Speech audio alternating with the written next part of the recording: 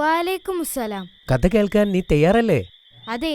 That's great. ഇൻഷാ അല്ലാഹ്. ഇന്ന് ഞാൻ നിനക്ക് കിണറിൽ നിന്നും യൂസഫ് നബി രക്ഷപ്പെട്ടതിനെപ്പറ്റിയും അദ്ദേഹം ഈജിപ്തിലെ ഒരു പ്രധാന വ്യക്തിയായതിനെക്കുറിച്ചും വിവരിച്ചു തരാം. നിനക്കത് കേൾക്കണ്ടേ?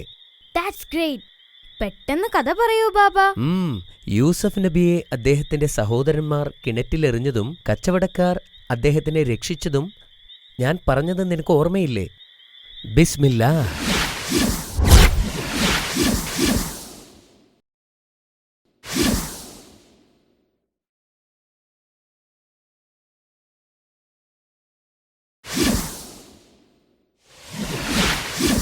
കച്ചവടക്കാർ പ്രവാചകനെ രക്ഷിച്ചതിനു ശേഷം പ്രവാചകനെ ബന്ധിച്ച് ഈജിപ്തിലേക്ക് കൊണ്ടുപോയി.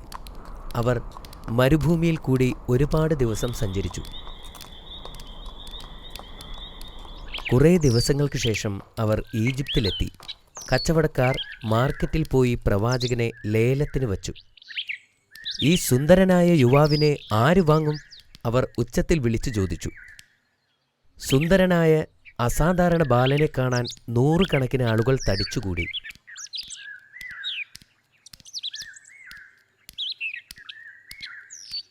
ഈജിപ്തിലെ മുഖ്യമന്ത്രി അസീസ് ഏതാനും വെള്ളി നാണയങ്ങൾ നൽകി നബിയെ ലേലത്തിന് വാങ്ങിച്ചു. കൊട്ടാരത്തിലെത്തിയ ശേഷം നബിയുടെ ചങ്ങലകൾ നീക്കം ചെയ്യാൻ മുഖ്യമന്ത്രി ഭടന്മാരോട് ഉത്തരവിട്ടു. വിശ്വസ്തനായിരിക്കണമെന്നും ഒരിക്കലും നിന്നെ ദ്രോഹിക്കുകയില്ലെന്നും മുഖ്യമന്ത്രി നബിയോട് പറഞ്ഞു.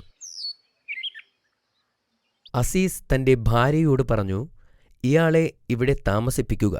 ഇയാളൊരു ബുദ്ധിയുള്ള യുവാവാണ്.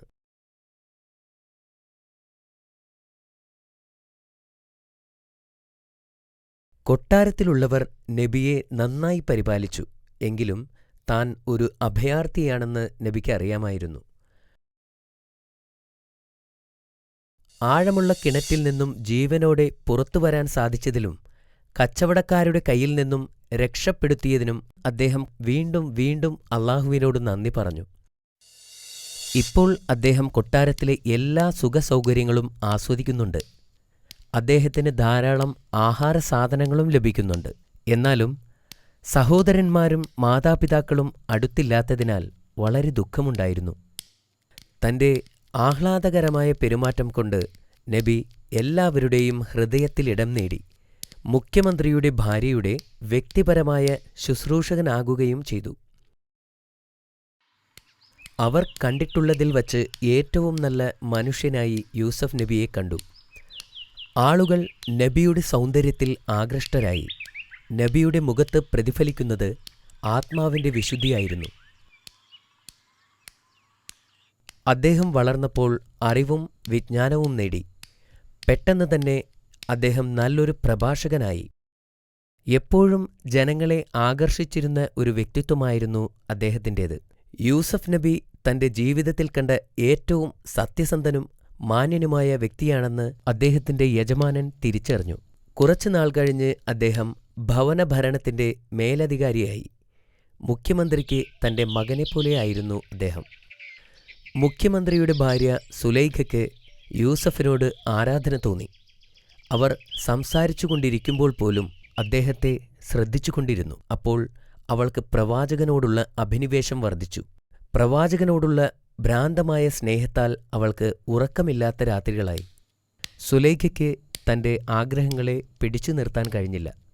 ഒരിക്കൽ പ്രവാചകൻ കിടപ്പറയിൽ ഒറ്റയ്ക്കായിരുന്നപ്പോൾ അവൾ നബിയെ ചുംബിക്കാൻ ശ്രമിച്ചു.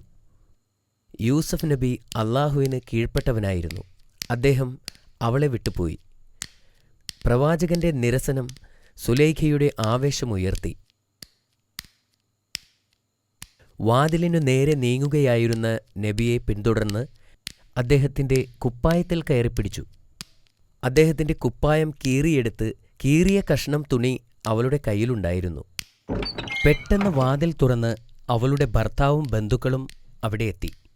അവൾ ഭർത്താവിനെ കണ്ടപ്പോൾ വക്രതയുള്ള ആ സ്ത്രീ അവളുടെ സ്വരം മാറ്റി കയ്യിലിരിക്കുന്ന കീറിയ തുണിക്കഷ്ണം ഉയർത്തിക്കൊണ്ട് ഇങ്ങനെ പറഞ്ഞു, ഈ മനുഷ്യൻ എന്നെ പിടിക്കാൻ ശ്രമിച്ചു. നിങ്ങളവനെ ഇപ്പോൾ തന്നെ തടവിലാക്കണം. അവൾ പ്രവാചകനെ കുറ്റപ്പെടുത്താൻ ശ്രമിച്ചുകൊണ്ടിരുന്നു. എന്നാൽ പ്രവാചകൻ അത് നിഷേധിച്ചു. ഇവളാണ് എന്നെ കയറിപ്പിടിച്ചത് എന്ന് അദ്ദേഹം പറഞ്ഞു. അസീസും കൂടെയുണ്ടായിരുന്നവരും ആരാണ് സത്യം പറയുന്നത് എന്നറിയാൻ അദ്ദേഹത്തിന്റെ കുപ്പായം പരിശോധിച്ചു.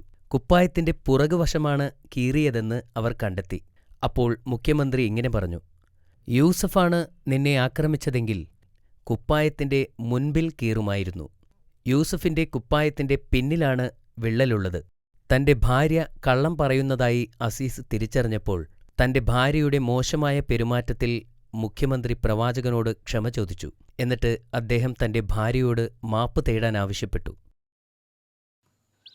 ഈ സംഭവത്തെക്കുറിച്ചുള്ള വാർത്ത കാട്ടുതീ പോലെ പടർന്നു. അവളെ നോക്കൂ, അവരിൽ ചിലർ പറഞ്ഞു. അവൾ അവളുടെ അടിമയെ കയറിപ്പിടിക്കാൻ ശ്രമിച്ചു. മറ്റുള്ളവർ അവളെ പരിഹസിച്ചു ചിരിച്ചു. ആളുകൾ പറയുന്നത് കേട്ട് സുലൈഖ വിഷമിച്ചു. യൂസഫിനെപ്പോലെ സുന്ദരനായ ചെറുപ്പക്കാരന്റെ മുന്നിൽ പിടിച്ചു നിൽക്കുക ഏതൊരു സ്ത്രീക്കും അത്ര എളുപ്പമല്ലെന്ന് അവൾ വിശ്വസിച്ചു. ഒരു വിരുന്ന് നടത്താൻ എല്ലാ സ്ത്രീകളെയും അവളുടെ കൊട്ടാരത്തിലേക്ക് ക്ഷണിക്കാൻ അവർ തീരുമാനിച്ചു. അവളുടെ നിസ്സഹായത തെളിയിക്കാൻ താൻ നേരിടുന്ന അതേ പ്രലോഭനത്തിൽ മറ്റു സ്ത്രീകളെ കീഴ്പ്പെടുത്താൻ അവൾ പദ്ധതികൾ ആസൂത്രണം ചെയ്തു. ഒരു വിരുന്ന് നടത്താൻ എല്ലാ സ്ത്രീകളെയും അവളുടെ കൊട്ടാരത്തിലേക്ക് ക്ഷണിച്ചു. വിരുന്ന് സ്ത്രീകൾക്കായി മാത്രമായിരുന്നു. ക്ഷണിക്കപ്പെട്ടവർ എല്ലാവരും വിരുന്നിനെത്തി. അവരിൽ അധിക പേരും യൂസഫ് നബിയെ കാണാൻ അവസരം കിട്ടും എന്നു പ്രതീക്ഷിച്ചാണ് എത്തിയത്. എന്റെ ദാസനോടുള്ള സ്നേഹത്താൽ ഞാൻ സംസാരിക്കുന്നു എന്ന് പറഞ്ഞ് സുലൈഖ വിഷയത്തിലേക്ക് കടന്നു.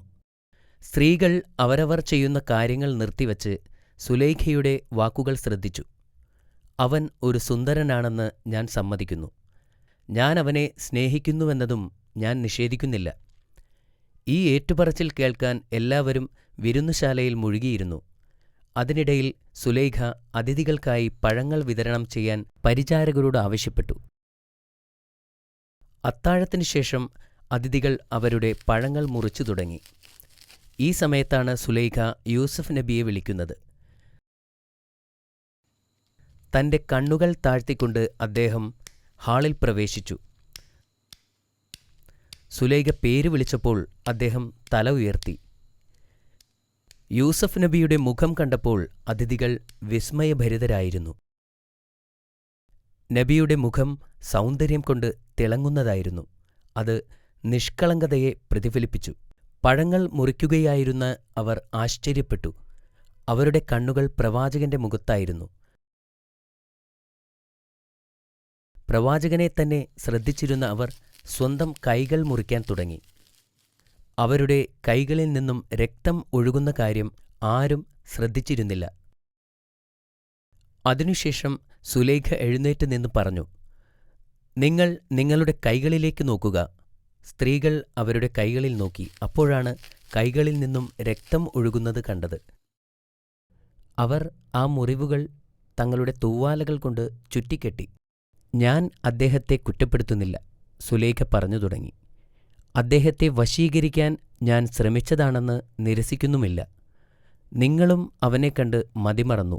നിങ്ങളുടെ കൈകൾക്ക് സംഭവിച്ച കാര്യങ്ങൾ നോക്കുക.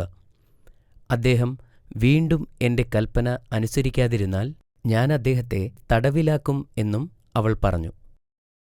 പ്രവാചകൻ കുറ്റബോധമില്ലാതെ ശാന്തമായി മറുപടി പറഞ്ഞു: ജയിലിൽ പോകാൻ ഞാൻ ആഗ്രഹിക്കുന്നു. പ്രവാചകൻ കണ്ണുകൾ താഴ്ത്തിക്കൊണ്ട് മുറി വിട്ടുപോയി. ആ രാത്രിയിൽ സുലൈഖ തന്റെ ഭർത്താവിനെ ബോധ്യപ്പെടുത്തി. അവളുടെ മുഖം രക്ഷിക്കാനുള്ള ഒരേയൊരു വഴി പ്രവാചകനെ തടവിലാക്കുക എന്നതായിരുന്നു. മുഖ്യമന്ത്രി ഒരു മകനെപ്പോലെ പ്രവാചകനെ സ്നേഹിച്ചിരുന്നു. യൂസഫ് നിരപരാധിയാണെന്ന കാര്യം അദ്ദേഹത്തിന് അറിയാമായിരുന്നു. യൂസഫിനെപ്പോലെ വിശ്വസ്തനായ മറ്റൊരു മനുഷ്യനെ ഇതുവരെ കണ്ടുമുട്ടിയിട്ടുമില്ലായിരുന്നു. അസീസ് യൂസഫിനെ അറസ്റ്റ് ചെയ്യാനും ജയിലിലടയ്ക്കാനും ഉത്തരവിട്ടു. നിരപരാധിയായ ഒരു മനുഷ്യനെ ജയിലിലടയ്ക്കാൻ അദ്ദേഹത്തിന് അത്ര എളുപ്പമല്ലായിരുന്നു. എന്നിരുന്നാലും അയാൾക്ക് മറ്റൊരു മാർഗവുമില്ലായിരുന്നു. അപ്പോഴാണ് അദ്ദേഹത്തിന് മൂന്നാമത്തെ പരീക്ഷണം നേരിടേണ്ടി വന്നത്. മൂന്നാമത്തെ പരീക്ഷണമോ? അതേ അമീർ, നാളെ അതിനെക്കുറിച്ച് ഞാൻ പറയാം. മാഷാ അല്ലാ, ഇത് വളരെ നല്ല കഥയായിരുന്നു. ഓൾ റൈറ്റ്, ഇപ്പോൾ നമുക്ക് ചോദ്യത്തിലേക്ക് കടക്കാം. യെസ്. ആരാണ് പ്രവാചകനെ ലേലത്തിൽ ഏറ്റെടുത്തിരുന്നത്? അത് മുഖ്യമന്ത്രിയായിരുന്നു. അദ്ദേഹത്തിന്റെ പേരെന്ത്? ഹും,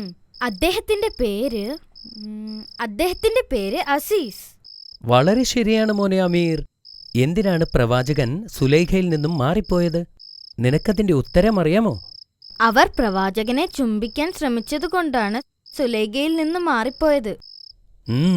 പ്രവാചകൻ കുറ്റക്കാരനല്ലെന്ന് മുഖ്യമന്ത്രിക്ക് അറിയാമായിരുന്നിട്ടും എന്തിനാണ് അദ്ദേഹത്തെ ജയിലിലേക്ക് അയച്ചത്?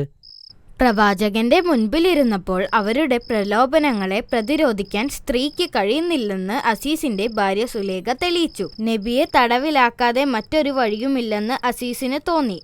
മാഷാ അല്ലാഹ്, അത് വളരെ ശരിയാണ് അമീർ. ഈ കഥയുടെ ബാക്കി ഞാൻ നാളെ പറഞ്ഞു തരാം. ഗുഡ് നൈറ്റ് അമീർ. ഗുഡ് നൈറ്റ് ബാബ.